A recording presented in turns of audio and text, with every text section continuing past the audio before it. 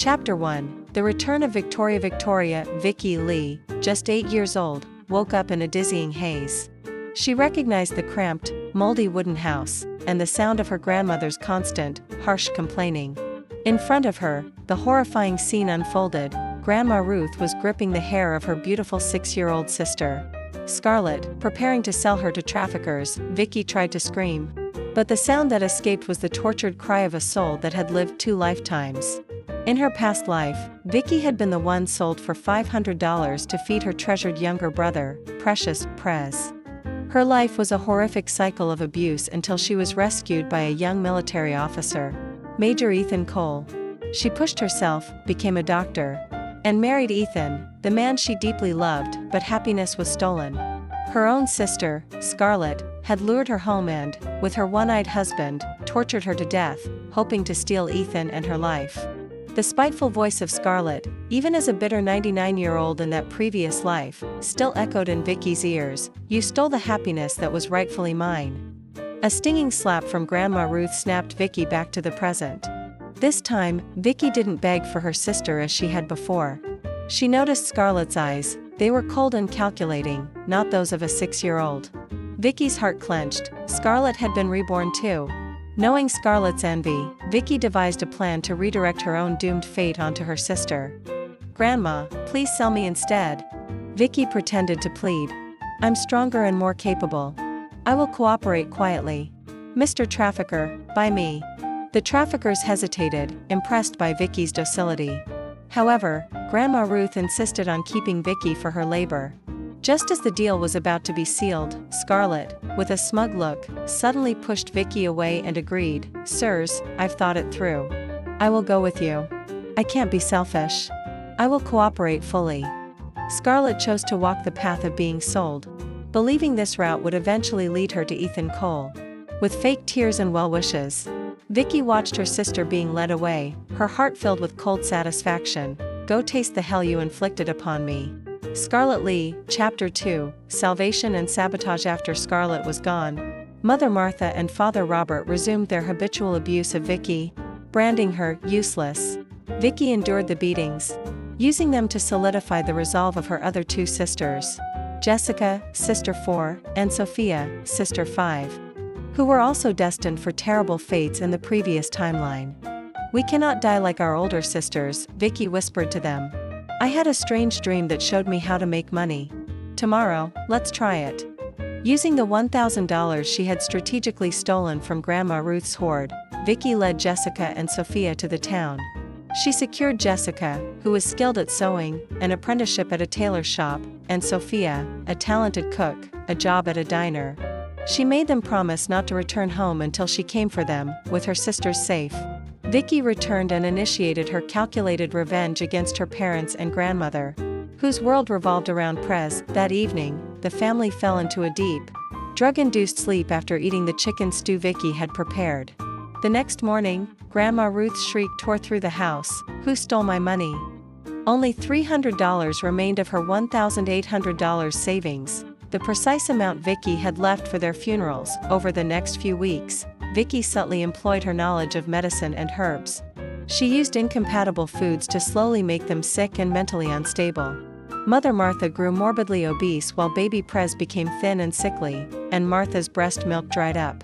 The entire family became increasingly volatile and irritable. Chapter 3, Fire, Madness, and Retribution. One afternoon, Vicky discovered Father Robert and the neighbor, Widow May, meeting secretly in the tall cornfield.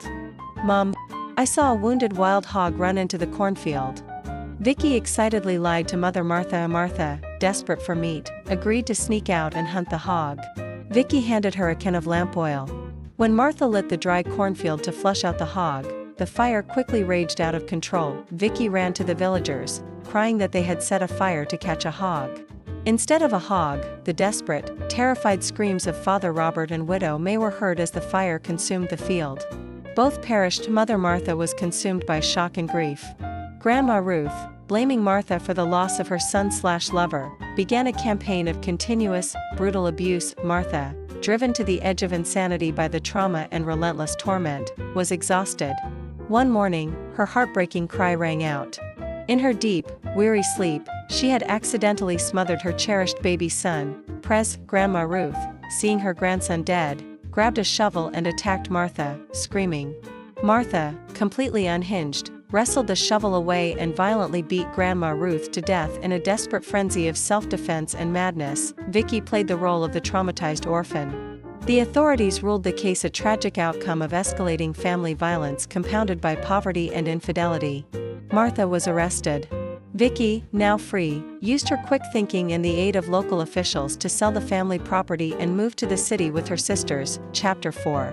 The Path to Destiny. Vicky threw herself into her studies, graduating as the top student and enrolling in a prestigious university. She chose medicine, knowing that the path would lead her back to her love. During her second year, she was invited to the home of Professor Willow, the mother of Major Ethan Cole. Their eyes met. Vicky's heart pounded fiercely. Later, in the hallway, Ethan stepped in and held her tightly. "Annabelle, I finally waited for you to grow up," he whispered. Annabelle was the name he had given her in the first life. You were reborn too." Ethan nodded. He had been reborn and had quietly watched over her, proud of the ways she had fought and saved herself. A few years later, Vicky earned her doctorate and became a chief physician. Her wedding to Ethan, now a high-ranking divisional commander, was held in a private military ceremony. Chapter 5. Scarlett's miserable end. During the reception, a soldier reported a disturbance. "Commander Cole, a woman claiming to be your wife demands to see you." It was Scarlett. She hobbled in, disheveled and frantic, with a deep, empty socket where one eye should have been. She was the reflection of Vicky's own past life's misery. Scarlett screamed, unable to accept Vicky's brilliance and her own pathetic state. "How is this possible? I waited for you to find me there." She, who had also been reborn, had expected happiness to come to her, failing to understand that effort was required. Scarlett lunged at Vicky but was quickly restrained. Vicky, feigning compassion, ordered that Scarlett be taken to a psychiatric hospital. Vicky visited her there, smiling coldly. "Do you know about Jessica and Sophia? They studied, they became successful business owners, married respected men, and are millionaires." Hearing of her sister's triumph was the final psychological blow.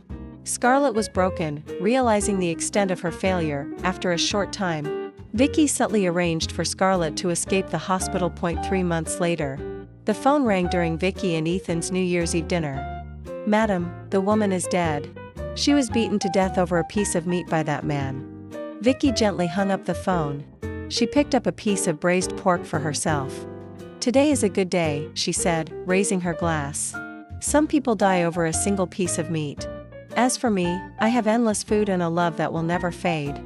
Victoria Lee, who used 2 lives to forge her destiny, was finally at peace and free.